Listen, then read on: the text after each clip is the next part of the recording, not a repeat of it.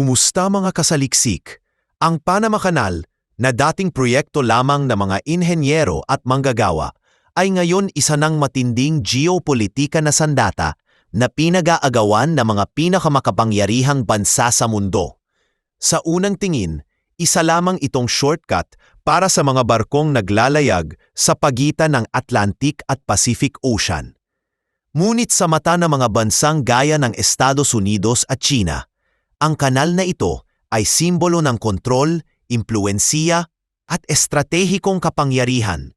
Sa kasalukuyan, humigit kumulang 72% ng mga kargamentong dumaraan sa Panama Canal ay may kinalaman sa falakalang papunta o galing sa Estados Unidos. Ibig sabihin, bawat barkong may dalang produkto mula Asia patungong East Coast ng Amerika ay umaasa sa kanal na ito upang mapabilis at mapamura ang kanilang biyahe. Dahil dito, hawak ng Estados Unidos ang isang leverage na kayang gamitin sa sinumang bansa na bumangga sa kanilang interes. At isa na nga rito ang China. Sa panahon ng tumitinding tensyon sa pagitan ng Washington at Beijing, ang Panama Canal ay nagsisilbing invisible pressure point. Kung gugustuhin ng Estados Unidos, maaari nitong hikayatin ang Panama na magpatupad ng mas mahigpit na toll fees o limitasyon sa paggamit ng kanal para sa mga barkong may kaugnayan sa China. Isang simpleng delay lang sa kanal ay sapat na upang bumagal ang supply chain, tumaas ang gastusin sa transportasyon, at magdulot ng malaking dagok sa ekonomiya ng China. Ito ang dahilan kung bakit itinuturing ng ilang analyst na ang Panama Canal ay parang economic switch na kayang patayin ang daloy ng yaman sa mga bansang umaasa rito. Ngunit ang mas lalong nagpapalalim sa usapin ito ay ang kasunduan sa pagitan ng Estados Unidos at Panama na tinatawag na Neutrality Treaty. Noong Disyembre 31 taong 1999, formal nang naibalik ng Estados Unidos ang kontrol ng Panama Canal sa gobyerno ng Panama. Subalit may kasamang kondisyon. Ang Estados Unidos ay may karapatan pa ring mag-intervene kung malalagay sa peligro ang seguridad ng kanal. Hindi man ito hayagang pamumuno, ang asunduang ito ay nagsisilbing invisible leash na nagpapahintulot sa Amerika na pumasok anumang oras sa ngalan ng seguridad. Sa madaling salita, hindi kailanman nawala sa kamay ng Estados Unidos ang tunay na kapangyarihan sa rutang ito. Sa aspetong pang-ekonomiya, hindi matatawaran ang halaga ng Panama Canal sa ekonomiya ng Panama mismo. Taon-taon, ito ay nagbibigay ng halos $5 bilyong na kita, katumbas ng 4% ng kabuuang gross domestic product ng bansa. Sa lahat ng kanal sa buong mundo, ito ang pumapangalawa sa pinakakumikita, kasunod lamang ng Suez Canal. Kaya hindi na nakapagtataka kung bakit maging ang mga lokal na lider sa Panama ay naglalakad sa manipis na linya sa pagitan ng pagkakaroon ng soberanya at pagpapanatili ng magandang relasyon sa Amerika. At sa gitna ng lahat ng ito, muling nabuhay ang usapin tungkol sa pagkontrol sa Panama Canal nang ipahayag ni dating Pangulong Donald Trump na isa umanong malaking pagkakamali ang pagpapasa ng kontrol ng kanal sa ibang bansa. Sa kanyang talumpati, hindi siya nagdalawang isip na ipanukala ang muling pagbawi ng Estados Unidos sa kanal. Para sa kanya, hindi dapat pinabayaan ng Amerika ang isang napakahalagang asset na ito, lalo pat ginugol ng bansa ang bilyon-bilyong dolyar at dekada ng pagsusumikap upang maitayo ito. Ang ganitong pahayag mula sa isang dating Pangulo ay hindi lamang simpleng opinyon, kundi maaaring magtakda ng direksyon para sa mga susunod na pulisya kung muling magkaroon ng pagbabago sa pamumuno sa Amerika. Kung may bansang mas nanganganib sa mga pagbabagong ito, walang iba kundi ang China. Bilang ikalawang pinakamalaking gumagamit ng Panama Canal, lubos na umaasa ang Beijing sa rutang ito para sa kanilang exports, partikular na patungong East Coast ng Amerika. Kung magkaroon ng delay, rerouting, o mas mataas na singil sa paggamit ng kanal, maaaring mapilitan ang mga Chinese exporters na dumaan sa mas mahabang ruta gaya ng Suez Canal o gamitin ang West Coast ports ng Amerika. na nangangailangan naman ng mas mahal na logistics papuntang silangan sa pamamagitan ng tren o truck. Bukod sa dagdag na gastos, ito rin ay nangangahulugan ng mas mahabang delivery time, isang malaking abala sa kasalukuyang mabilisang daloy ng pandaigdigang kalakalan.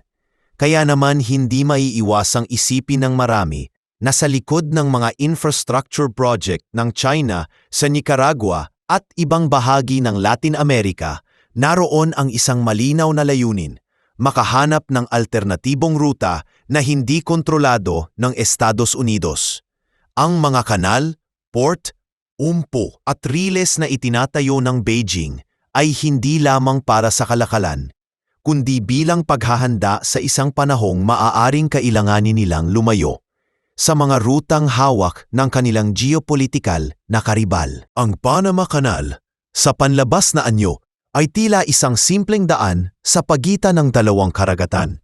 Ngunit sa mas malalim na konteksto, ito ay tila chessboard kung saan bawat hakbang ay may implikasyong politikal, pang-ekonomiya at militar.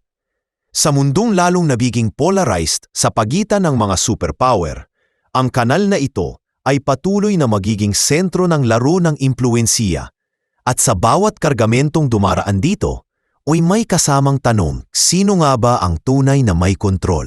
Sa gitna ng tahimik ngunit matinding kompetisyon ng mga makapangyarihang bansa sa larangan ng global trade at geopolitical influence, muling lumulutang ang pangalan ng Nicaragua, hindi bilang isa lamang sa mga bansang nasa Latin America, kundi bilang sentro ng isang napipintong pagbabagong maaaring makabago sa pandaigdigang kalakalan.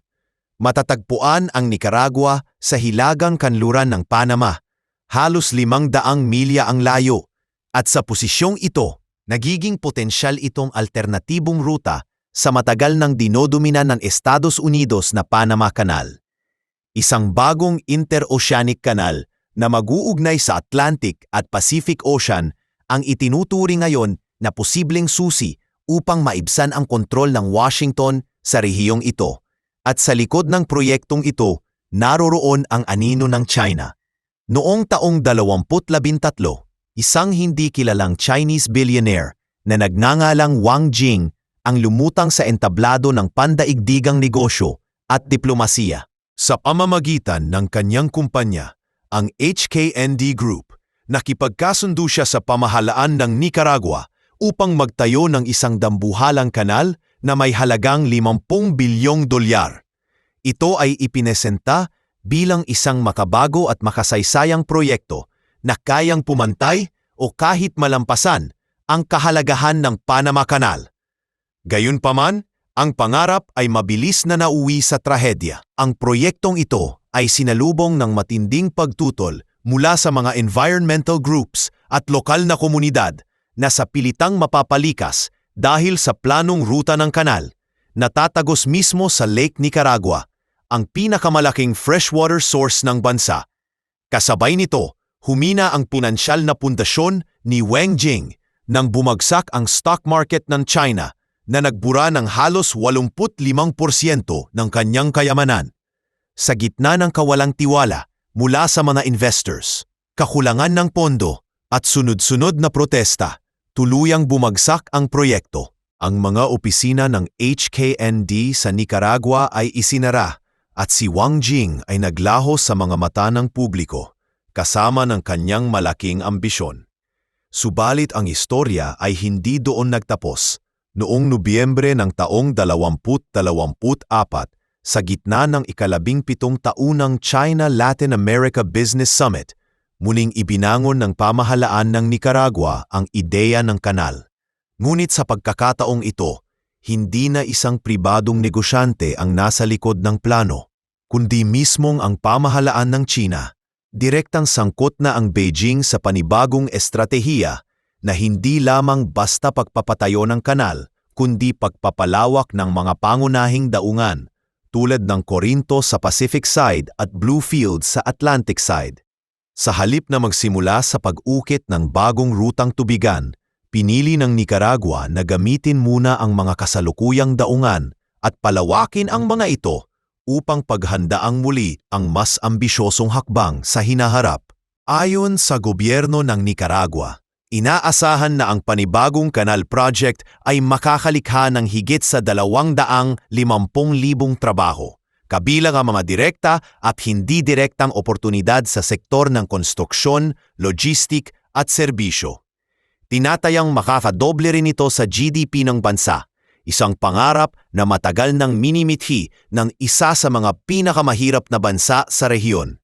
Gayunpaman, hindi rin nawawala ang mga agam-agam.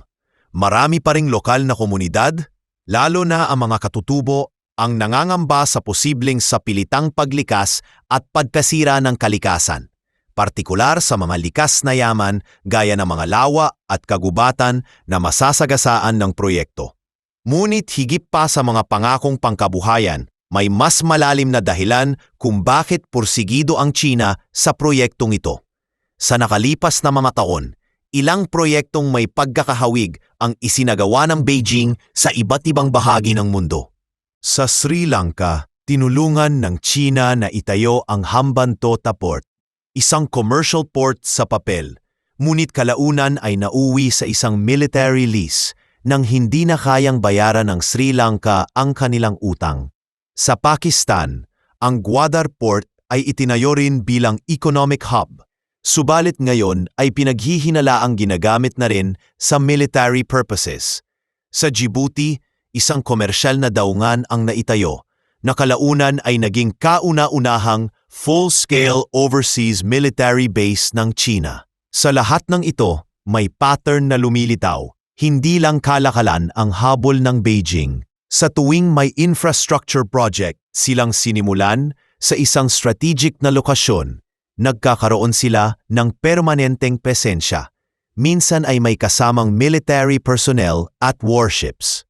Kaya naman ang kanal sa Nicaragua, kung maisakatuparan, ay maaaring hindi lamang magbukas ng bagong ruta ng kalakalan, kundi magbukas rin ng pinto para sa long-term Chinese presence sa Western Hemisphere, isang hakbang na tiyak na ikababalisa ng Estados Unidos. Ang tanong ngayon ay hindi na lamang kung matutuloy ba ang kanal na ito, kundi kung ano ang kapalit nito. Sa mga mata ng mga Nicaraguan, ito ba ay pag-asa ng kaunlaran o banta ng panibagong uri ng kolonyalismo? Sa mata ng mundo, ito ba ay isa na namang leksyon sa patuloy na tunggalian ng mga superpower? Isang bagay ang tiyak, ang latag ng dagat sa pagitan ng Atlantic at Pacific ay magiging entablado muli ng isang silent war, at ang Nicaragua ay nasa gitna ng lahat ng ito.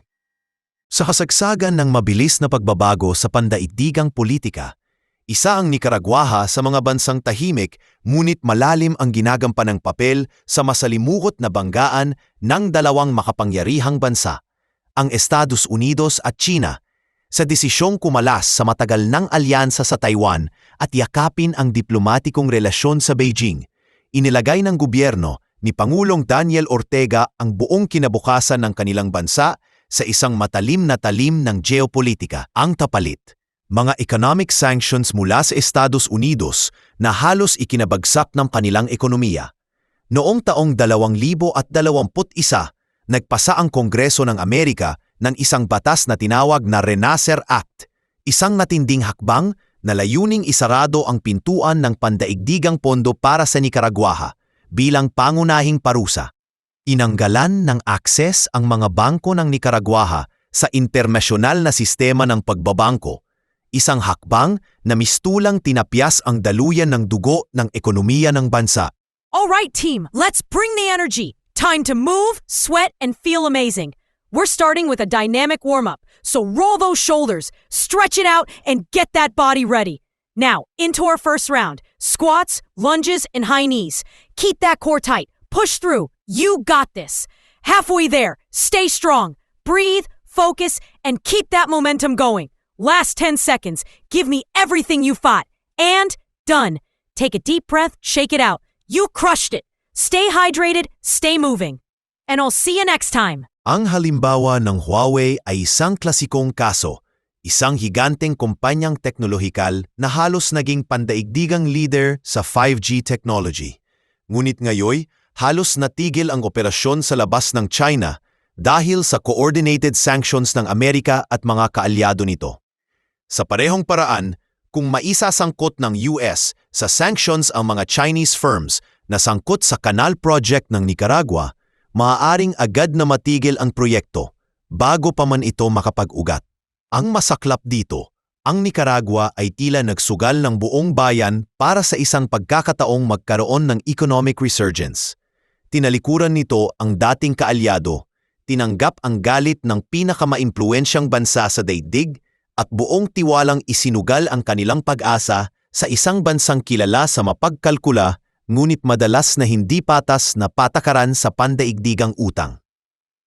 Kung mabigo ang Canal Project o kung mauwi ito sa pagkakautang na hindi mababayaran, isang senaryo na nakita na sa Sri Lanka, hindi malayong tuluyang gumuho ang natitirang pundasyon ng ekonomiya ng Nicaragua.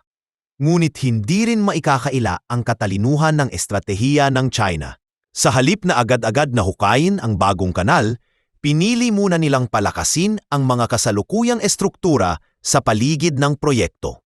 Inalalawak nila ang mga deep water ports sa Corinto at Bluefields na parehong may potensyal bilang major trade hubs. Pinapaayos din nila ang mga coastal highways at higit pa roon, nagsimula na rin ang planong pagbuo ng riles ng tren mula Managua hanggang Granada at patungong Bluefields. Sa panlabas, ito ay mukhang simpleng infrastructure development. Pero sa realidad, ito ay estratehikong hakbang upang paghandaan ang mas malawak na logistics at posibleng military mobility. Ang ganitong mga proyekto ay hindi lamang tumutugon sa pangangailangan ng kalakalan, ito rin ay paraan. Kapag naging matagumpay ang lahat ng ito, posibleng mabuo ang kauna-unahang kanal na may direktang kontrol ng China sa loob ng Western Hemisphere, isang rehiyon na dekada nang itinuturing na backyard ng Estados Unidos. Hindi na ito basta usapin ng trade route lamang. Ito ay simbolo ng pagbabagong geopolitikal na maaaring magbago sa dynamics ng buong hemispero. Para sa China, ito ang magiging matibay na paang tapak sa rehiyon na dati ay eksklusibong sakop ng impluensya ng Amerika. Para sa Estados Unidos naman, ito ay isang red flag, isang senyas na kahit sa kanilang bakuran, may puwersang unti-unting lumalapit at handang hamunin ang kanilang hegemonya. Ang tanong ngayon, makakaya ba ng Nicaragua ang bigat ng ganitong estratehikong pagpili? At sa gitna ng banggaan ng mga superpower, may lugar pa ba ang maliliit na bansa upang pumili para sa sarili nilang kapakanan? O sila'y mapipilitang pumili sa pagitan ng dalawang dambuhalang kapangyarihan? Sa isang mundo kung saan bawat kanal, daungan at tren ay maaaring maging larangan ng digmaan ng impluensya, ang kinabukasan ng Nicaragua ay tila hindi na lamang nakasalalay sa kanyang sariling kagustuhan, kundi sa resulta ng isang tahimik ngunit malalim na tunggalian ng mga nagharing bansa sa mundo.